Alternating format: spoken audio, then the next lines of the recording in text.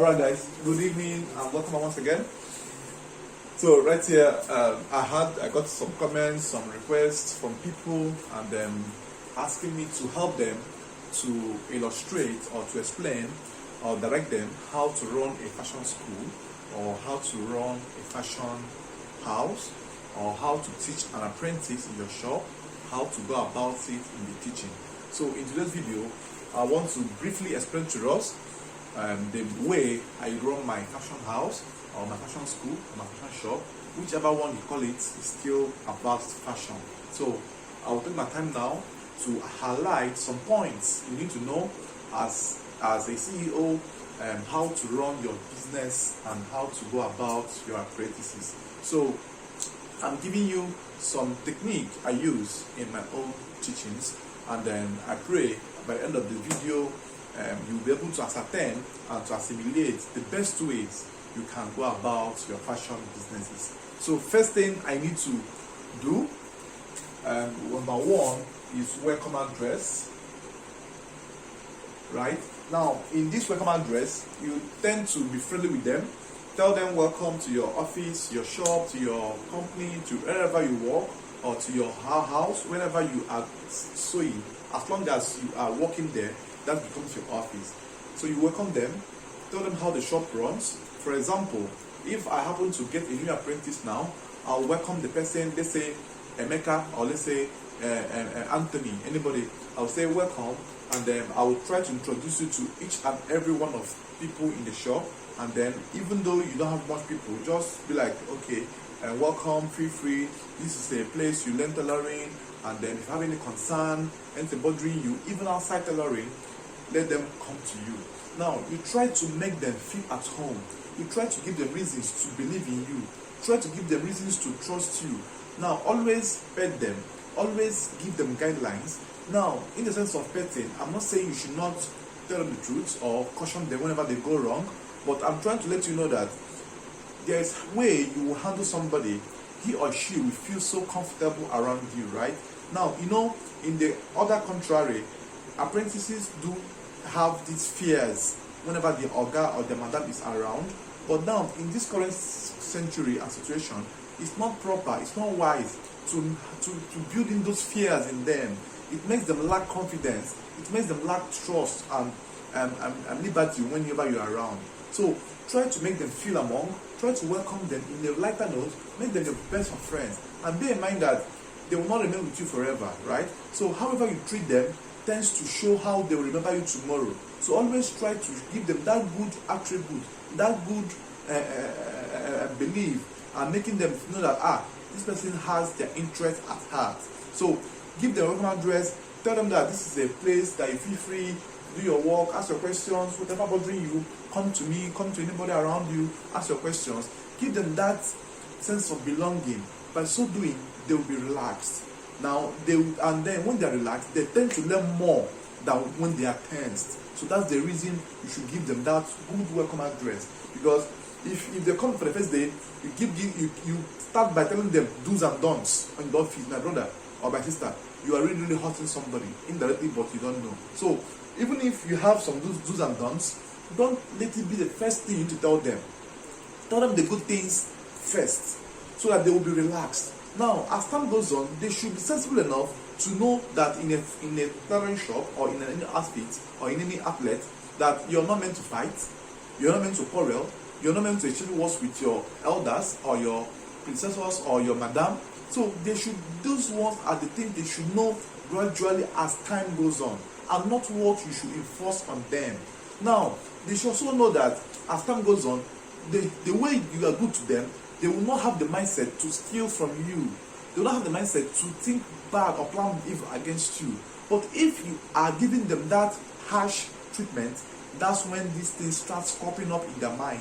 They will not start doing the things that are not meant to happen. So the welcome address is going to save you a lot of stress as well as the owner of the place. Now, in my own shop, I can boldly say, whenever I drink water and drop the water on my table or my machine and leave, even if I stay 2 hours and come back, I can still comfortably pick that water and drink. Now, how possible could this be in other places, which I know is minimal? But then, it will be of great interest when you build such trust on your students and your apprentices and your colleagues. Now, they will not even have the mind to do you bad. Most times, if I'm thirsty, help me and buy water, they buy water, I will drink. Sometimes, if they take water, give me now, let me drink with you. I share water with them. Now, it gives us this oneness, unity, and then we work together. Now, time shall come when I will still have some issues, like to trash out some issues pending on the shop. Like I will just raise my voice, talk to them. They understand that I'm angry that moment. Now, don't give them this everyday anger attitude. They will tend to be pissed off by your attitude. Now, bear in mind that most times the way our apprentices react is indirectly proportional to the way we treat them. So now, if you treat them good, every good-minded person will reciprocate the goodness you have shown. Now, though most times we tend to see some people that can go contrary or abstract from what we have planned, then in such cases, you call them to order, and then when they tend to fail to reciprocate or to respond, the best thing is to terminate the contract of the person to leave your outlet for peace to reign, right? So that is for the welcome address. Try to make them feel among. Though this welcome address might not be done on day. It might take 1 week, 3 days, well, depending on how free you are to apply some stuff for them, right? Now, that's for the welcome address. So the next stage I will tell you is machine peddling. The machine peddling.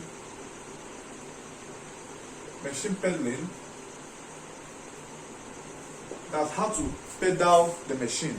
Now, if you are in a place where you have people coming to learn, always make sure you have a spare machine that you can assign to an apprentice to be busy, at least one extra or two if need be.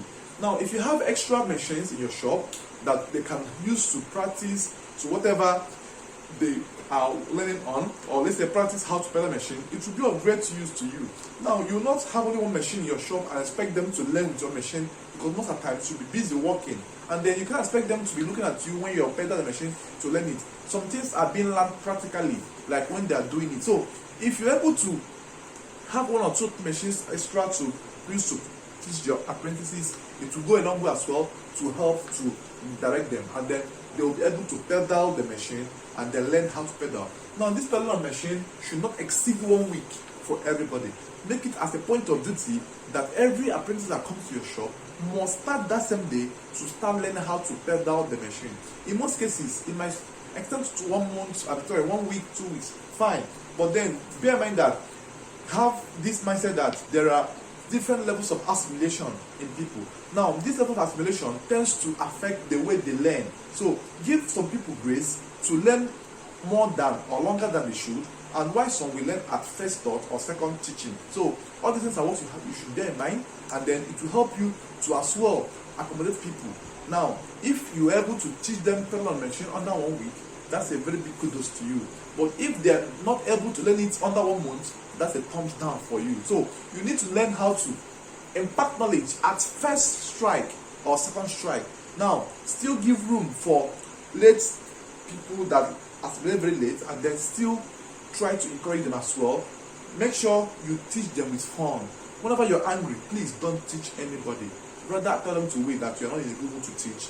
That would be far better off than teaching them with anger and trying to do transfer aggression on them, right? So just know that they are your eye in the shop, they are your brother in the shop, they are your sisters in the shop. So treat them very well. That's for the machine pedaling. So the next stage I will go now is for the tape reading. The tape reading. Now, this tape reading is still a section that takes a bit time to assimilate fully well. Now, every designer should have a way he or she reads his or her own tape. Now, the way I read my own tape, I read it in decimal places. That's 0.1, 0.2, thereabout. I don't read in fractions, let's say 3/4, 1/4, and all those stuff. I read in decimal places. That's 1.1, 1.2, 1.3. So however you read the tape is how you're going to teach them. Now, it's advisable that all your apprentices should have the same way of tape reading in your shop, so that tomorrow when you say measure 2.1, they understand. when you say measure 3/4, if you read in fractions, you understand. But then don't be using 1.0 or thereabout, and then you're using fractions. There will be differences in your understanding. So try to make them learn your method, and make sure you open your mind to them to teach them. It's very important. As we progress in this video, I will tell you the reason you should let them know what you know, if possible at the first or 2 months of coming, and then it will come back to be of your own interest and favor. So the tape reading comes next after the machine peddling. Then after that, you go to fabric identification. Fabric identification. Now, at this stage, you are the one that will show them, this is Ankara, this is Cashmere, this is Java, this is 360, this is 720. No, tell them material names and varieties. This is brocade, this is jambad, this is bell material, this is cotton lining. Tell them those material identification. The materials I'm talking about are basically fabrics, like fabric you use in sewing, right? Now this is for the fabric identification. Now you tell them that this is material for this, material for this, material for that. Tell them different types of material, the ones you know, textile, all those stuffs, Java material, cashmere, linen, Irish linen, brocade, combat material, all those materials. Tell them by name, and they should be able to identify them at sight, right, and at feeling. So, and then as well, tell them the prices as you progress. Now the pricing should be in line with your market availability. That's the price you see in your locality, in your local market. So that's the price you should avail to them, for them to know the actual price, so that tomorrow they will not go and buy it at a costlier price or at a lower price. So you should buy in the same price range you also buy. So that's for the fabric identification. So the next one is as well material identification. Now this material I mean, it should be identification. Now this material I mean, let's say your shuttle, your reeler, your sewing materials per se, your hemming gum, your cloth gum, both the medium and the hard one, the collar gum, the flare gum if you make female clothes, the crinoline, all those other sewing materials that you use in sewing. Try to let them know where and how they are being used. In as much as you might not have them at the moment, just tell them that there are some things we call this. So they will hear it for the first time from your mouth, so that they will not go outside elsewhere and hear the name and then feel carried along, or sorry, feel shocked or trying to feel embarrassed that probably your guy might not have told them this, and then probably you don't know it. So try to mention as many materials as possible on this material identification. Then after the material identification, the next is your lining. That's not the lining of sewing, but the how for them to sew straight lines. Okay, I can say here straight lines and curvy lines sewing. Okay, let us say straight lines, and curvy lines, So now what do I mean by the straight lines and curvy lines? Let me tell you what I mean by that. Now for the straight lines and the curvy lines, what I simply mean is get a fabric, let's say half yard of fabric, then fold it into two, material unfold into two, right? Now draw a line, straight line here, first straight line with your ruler and chalk, right?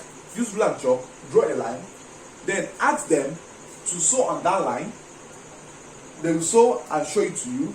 Then ask them to replicate the same line, let's say 10 times inside that half yard or quarter yard, right? So they should have 10 straight lines. That's 10 of this line. Now the reason you should do this, because the more they sew straight lines, the more they tend to know or be more acquainted with the machine and its sewing processes. Now they cannot jump this method and jump to sewing a fabric. They will obviously injure or lose interest in the fabric or in the garment they are making. So they should start from the straight line and make sure they sew the line to be straight. Now in most cases, this particular stage might last for a week or 3 days or 5 days or thereabout, depending on how frequent they are and how determined they are. As well, after making the straight lines, you also bring another fabric, right? Now this fabric will still be straight, folded into two this way. Now draw triangle, right? Ask them to sew the line on this triangle this way, and then fill it up with threading in this form. They should be able to fill this up in this form with threading, and then they should use the shoe foot or the machine foot to serve as the edge or the gap in sewing. After the angle, you can as well get a circular stuff, draw circle lines this way, ask them to fill it in with threading, as many threads as they can in this form. Now after the circle, you can as well tell them to have it in a Z-like shape, right? So they should fill the Z in this shape, they should fill it in this shape, as many Z's as they can, right? So when they're able to run all these as many shapes, you can even do S, the letter S. You can tell them to sew in an S-like shape, right? They should just sew this way. Now these sewings helps them to perfect their hand or to be acquainted with the way of machine turning, sewing processes, the rigorous nature. You might find out that most of them might not be able to complete one or two of these shapes. And then if they're not able to complete these shapes, that means they're not yet ready or mature to start joining fabrics. Because before you start joining fabrics, you must have learned how to do this. Even some tell us here that those that claim they have learned sewing cannot even perfect on their lines of angles, straight lines, and S and zebra and all those shapes. Most of us cannot do it. Now, it should be of great interest if we can as well practice on our own for perfection's sake, because you're the one that will gain from it. So I'm just giving you tips that you can use to perfect your hand. Now, by the time you're able to turn your fabric in a very trickish form and sew a line and get it straight, that means you are perfecting as well. So even if I'm trying to give us video on how to train people, as well, we that are the Oga or the so-called Oga should as well learn how to do this, because you cannot teach your students what you don't know. So in as much as you're watching this video and then you feel this video will help you to run your fashion school, you yourself, can you do it? So as well, try and find time to replicate this and know how it is, so that by the time you're punishing them or you are tackling them, you know that the stress they must have passed through before they have gotten to that stage. So having known or having seen this, now the next stage you go now will be on the drafting process. The drafting process. Now, this drafting process means you can either give them brown paper, white paper to start drafting, and them knowing that then before you start drafting, there's something I do tell us to explain to them, right? Now, you try to explain to them before this drafting process. You can explain to them the components of a simple outfit. Now, these components can be, for example, if I'm trying to make, let's say, something of this nature for them. If I'm making something of this nature, right, for them. Now, I'm trying to make this outfit for them. Then I'll tell them that this outfit, I have the front block, the sleeve, the cuff, the shoulder zip, the piping, the back heel or back facing. Now, if you're able to mention these names to them, now they will be able to know that this outfit was not just cut and sew. It has some segments or components that help to make it up. So you try to explain to them the components, that the sleeve is being cut, that the sleeve is being cut and fixed, the front body will be cut differently, the back will be cut differently, the back facing will be cut and placed on top, or depending on joint, depending on how you sew, and then all those other components, and then the pockets, the flap. If this was to be a flap outfit, the flap, if it would have had pocket, the pocket and everything. So try to tell them that there are several components that makes up an outfit or a top, for example. Now, if it was to be for our trouser, for example, you tell them that you have the front block, the back block, the waist pocket, the band, and the loop, the lining inside of it, and the front pocket, the zip area, the flap, the crouch, and also the pocket. So you just tell them those areas or segments that are kind of silent or hidden in sewing, so that they will be aware that this stuff has different components. So each component they arrive at, they understand it deeply that this is where this is being fixed. As well, try to tell them where each component is located on your outfit. So most times these lectures are you are bound to repeat them severally. It can't be done once or twice, right? It must be done, if possible, on a daily basis for at least 2 months. Now, they will not be able to assimilate, and then, despite the fact that most of them might have some issues of understanding, and then if they are able to have those issues, it's still one of the learning processes. Give them the grace, the room to learn and understand perfectly well how they should. So now, if you are to if you are to explain to them, take your time, understand the fact that they are newbies in this business. So don't rush them as well. Give them grace to learn. So after you must have explained to them the components of a simple outfit. If you are making a male outfit, you mention the areas I mentioned. If you're making a female outfit, mention the areas as well pertaining to female outfit for them. Now, I believe with this process, you understand better how to go about the next stage of what we call the drafting. So, because you can't be drafting when they don't know the components of what you're trying to cut or draft. Now, drafting can be as well be cutting, right? Cutting. And then this cutting stage, they can come into this stage at their 2nd or 3rd week, depending on how fast you are or how fast they are in learning as well. So they can come into this stage, and then they can as well come into this stage while they are as well doing or progressing in the other aspects of the other stages we have mentioned initially. So having known the drafting process, now as well subject them to the place you do your styling, that's your style choice, your styling and everything. The next stage is your gumming processes. Now for those of us gumming / the preparation stage, Now for those of us that are making for male outfits, you know there's no way you can finish cutting and or drafting and styling without gumming. So all your apprentices should as well learn the fact of styling at once, how to pick styles, how to analyze styles. Now this might take them time as well. You might not be the one to teach them all the styles, but any style you are making, try to explain to them how it was achieved. Try to explain to them the measurements, the parameters you use in cutting or drafting each style you are making. It gives them that sense of belonging. Explain to them each and everything you are doing. That's the only way they can understand what you are doing, and that's the only way they can believe in you. Now, after you must have gotten to the styling stage, as where you gum, then tell them now in this gumming stage, you now bring in the different gums we have, the material gum, the light, the medium, and the hard.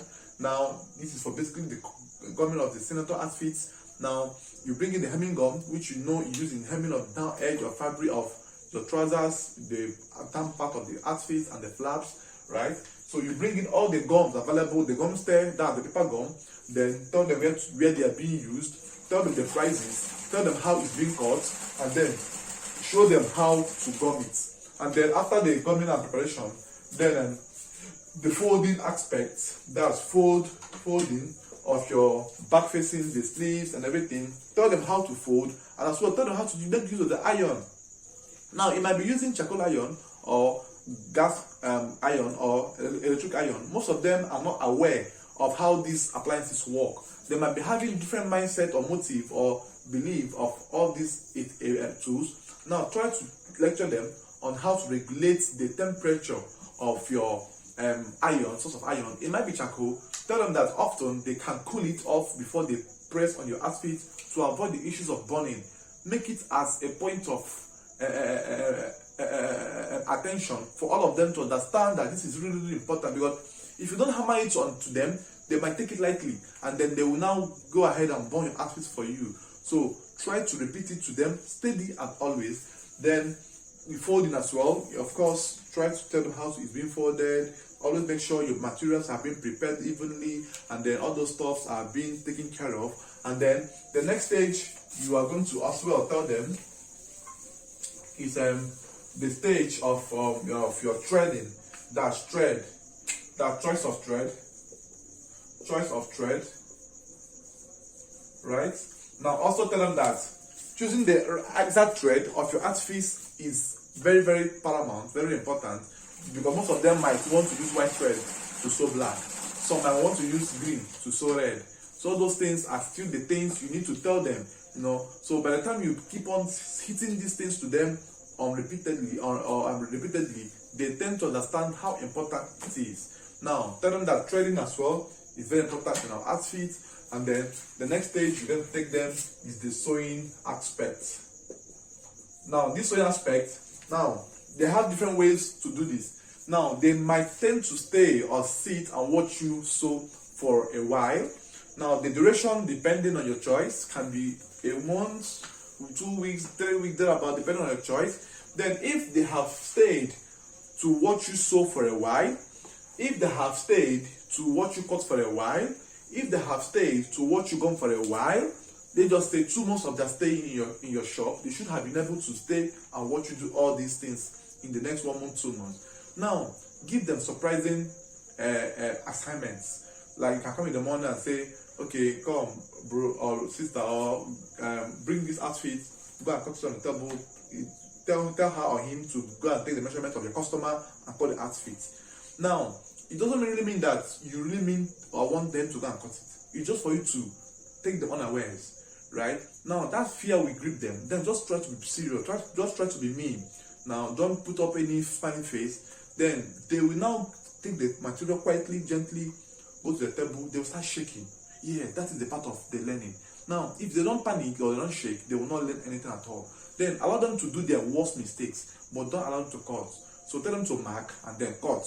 And then if they're marking, make sure that there's no scissors around them, and then ask them to cut. Now you see that they will have this fear, I'm going to spoil material. Yeah. Now allow them to have that panic small. Then you now come out and say, okay, wait, let me crochet what you have done. Now even though as far it might look like they have messed up the whole work. Now when you're trying to correct them, please don't use harsh words on them. Don't give them that feeling that they are not trying. Tell them, yeah, well, you tried. At least for a beginner, you tried, but see where you made the mistake. Now, first and foremost, correct them first. Encourage them first before you start making your corrections. Now, after you must have gotten to this stage, you ask them to cut, and then you will do this severally as well. Then, by the time you're able to go to the table to verify what you have marked, and then you didn't see any possible or obvious mistakes, that means you are trying to lecture them very well. So you have gone far to achieve that. So kudos to you. Now, when you have gotten to that stage, and then they start marking for you, cutting for you, bobbing for you, preparing for you, while you stay on a machine to sew, that means you are progressing. Then they will do the cutting and gumming for, like, let's say a week or 2 or 3, depending on how far they are, 1 month depending. Then one day, when they finish cutting and finish gumming, tell them to come and sew it, right? Now they'll start panicking as well. So you just stay beside them, possibly take your phone, be pressing while you guide them to sew.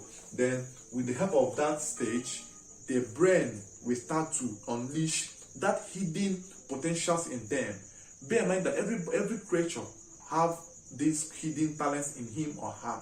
So if they get to this stage, the body system will start to be creative. It will start bringing out some ideas, some designs, some whatsoever on fashion. And then you see them bringing out their, even the one you will be amazed that, how did you know about this? So now these are the things you should as well let them know.